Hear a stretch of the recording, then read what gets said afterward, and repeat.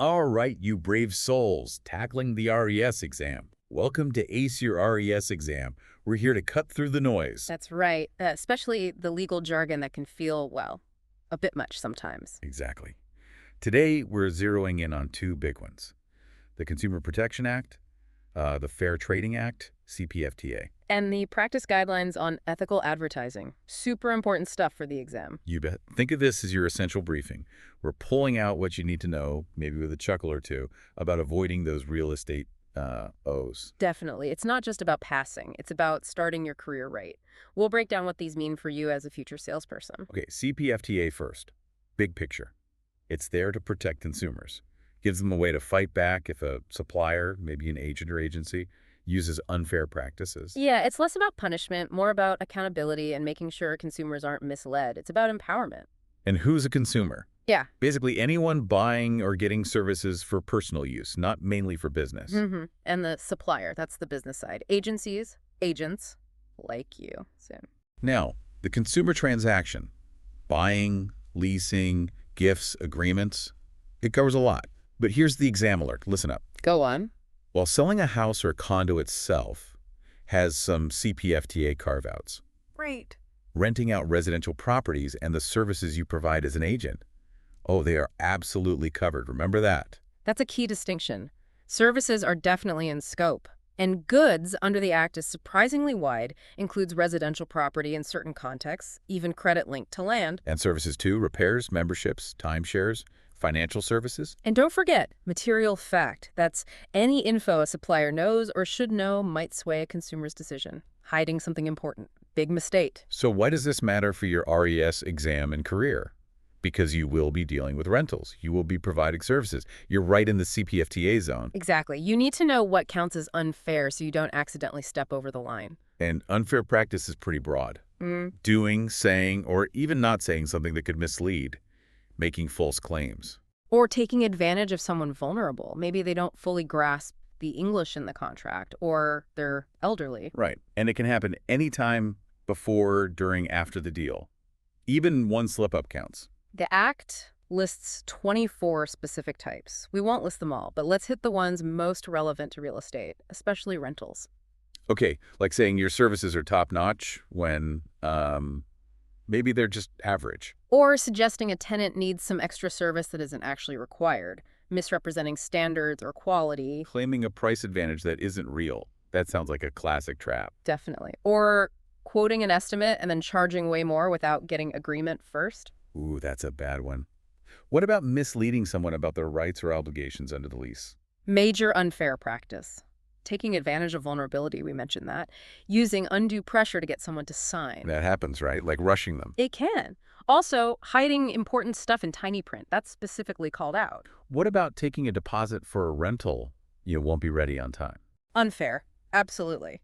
Or trying to bill for unsolicited services related to the rental. And this one seems basic, refusing to give the tenant a copy of the signed agreement. Yep, that's on the list too. It's all about transparency and fairness. So think about it. Yeah. Maybe exaggerating how many people want a rental to push someone into deciding fast. Or not being crystal clear about all the fees up front. Those could easily fall under unfair practices. Okay, so if a client feels they've been wronged, what can they do? First step, always try talking directly to the agent or the agency. Lots can be sorted out that way. Good communication first. But if that fails, Mediation is the next step. There are places like the Community Mediation Centers, Singapore Mediation Center, CASE. and the CEA has its own scheme too, right? For disputes with agents since 2011. Exactly. CEA's Dispute Resolution Scheme. It aims for resolution without needing courts. But if mediation doesn't work, Then the consumer can file a claim, usually in the Small Claims Tribunal. the tribunal. Key exam point here. Yeah. What's the claim limit? It's $30,000 under the CPFTA. If the claim is higher, the consumer can choose to lower it to fit the limit. And the time limit to file. 2 years.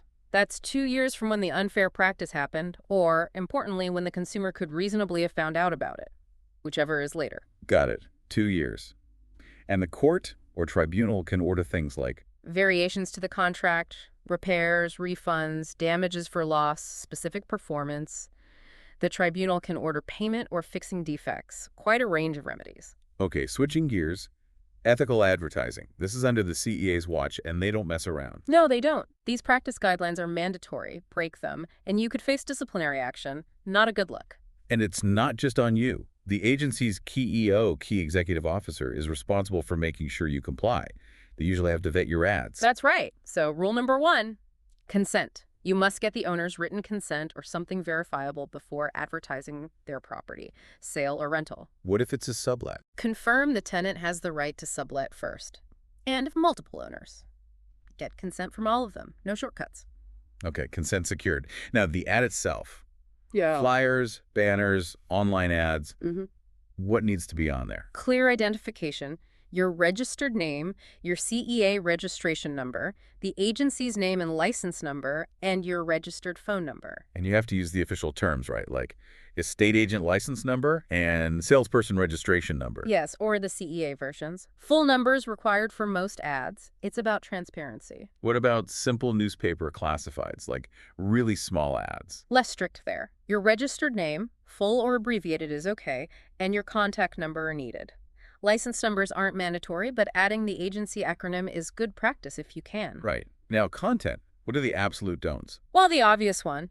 No inaccurate, false, or misleading info. Period. No-brainer. What else? Can't pressure someone into hiring you or another specific agent. Remember, dual representation is banned. Ah, good point. Promotions or guarantees. All terms and conditions up front.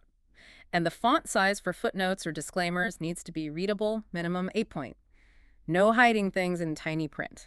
What if you want to talk about market trends in your ad? You need proof. Back it up with reliable sources like government data. Don't just make claims. Property descriptions. This seems like a minefield. Accuracy is key. No photoshopping out flaws.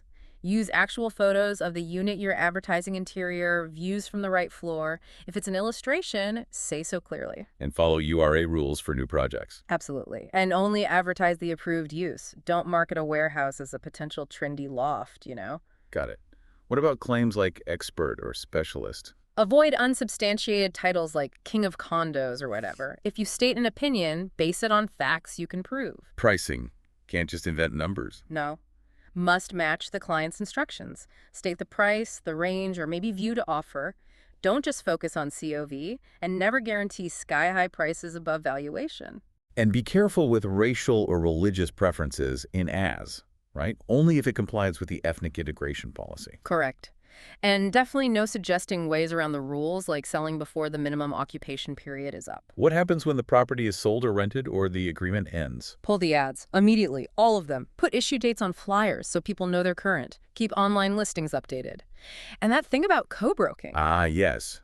Don't put things like no co-broke or no agents if it's not actually what your client wants or in their best interest. And a huge one. No dummy ads. Only advertise real properties you have consent for. Don't advertise fake listings just to fish for leads. Or claim you have ready buyers or tenants if you don't have confirmed interest. Right. And never, ever copy another agent's ad. Get your own consent, write your own material. Okay, how about how we advertise? Flyers. Distribute them considerately. Sure. No littering. Get permission for private places like condos. Make sure any third-party distributor knows the rules too. Need BCA approval usually. LTA isn't keen on roadside signs.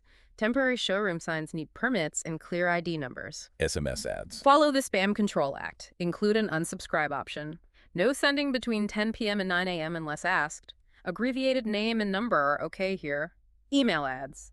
Clear ID again, name, numbers. Subject line needs ADV, mandatory unsubscribe, and don't use bot or scraped email lists. What about talks or seminars? Can you market specific projects? Not with pricing, unless you and your agency are properly licensed or exempt. Be careful there. And remember, the key EO needs to approve everything first. Right. And data. Can't just publish unit numbers from Realis, can you? No specific floor levels or unit addresses in ads. Real estate is for your research, not commercial ads unless you follow their terms and cite sources properly if using publicly available info. And all this applies online too. Websites, portals, social media. Absolutely. Websites need clear agent-agency details kept current.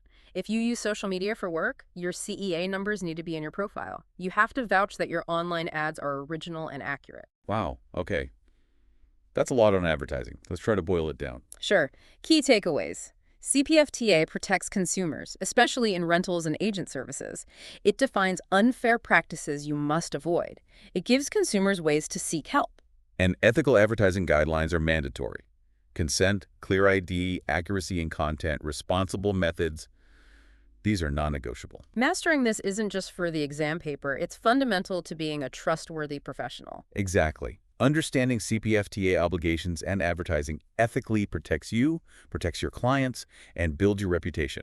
It's crucial for exam success and a sustainable career. Knowing this stuff really does give you an edge for the RES exam. It shows you understand the professional standards expected. Well, that's our deep dive into CPFTA and ethical advertising for today.